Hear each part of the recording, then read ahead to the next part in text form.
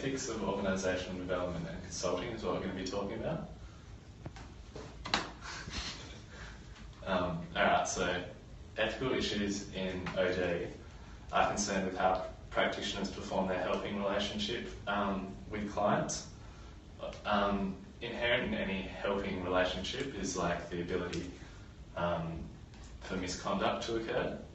So consultants might take advantage of their clients.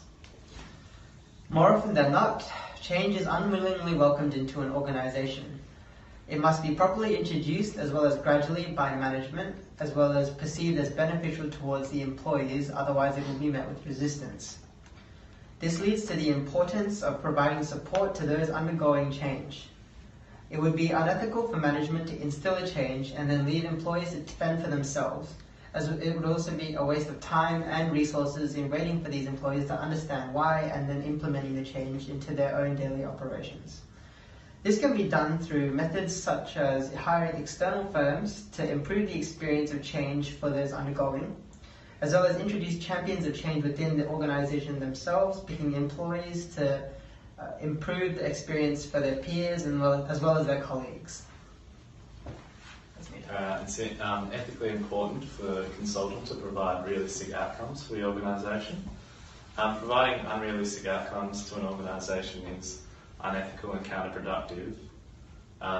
Often consultants can find it tempting to offer unrealistic outcomes to the organisation to secure the client.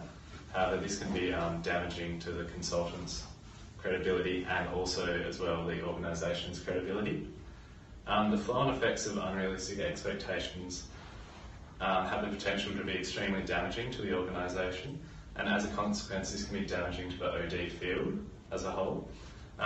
So it's important in OD to be open and honest with your clients and make sure that they are aware of the realistic outcomes for the OD. And this relationship will help to build trust in the OD field. Yeah, one big one is definitely not taking proper precaution. That means that one, as a consultant, does not provide proper service before, while, or after the implementation of change or the creation of change.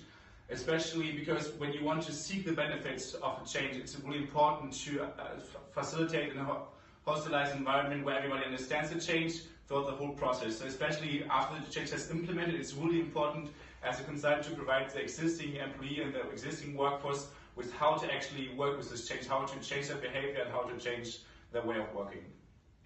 The second point is, if change is first and you worry about the consequences only at a later point, of course that can only go wrong. As Ed Koss says, in action be primitive, in foresight is a strategist. This basically means you should not implement change for the sake of it, only because everybody's doing changes right now and you think change is necessarily something good, but you actually have to think about what are the long-term consequences of this change for you, for your suppliers, and also for your customers. So as change agent, it's the only consultant responsibility to understand and fulfill the ethical duty of confidentiality, which is to keep the confidential information in confidence. So one example would be the ethics approval form that we did earlier to protect the company information that we're going to use in our group assignment. So if the consultant is to leak or sell the confidential information to the company's competitors or to the public, it would be doing serious damage to the associated company because the company will lose the competitive advantage and the financial benefits that the change is supposed to bring. So it is therefore a highly unethical misconduct for the consultant to leak, to disclose the confidential information for any personal gain.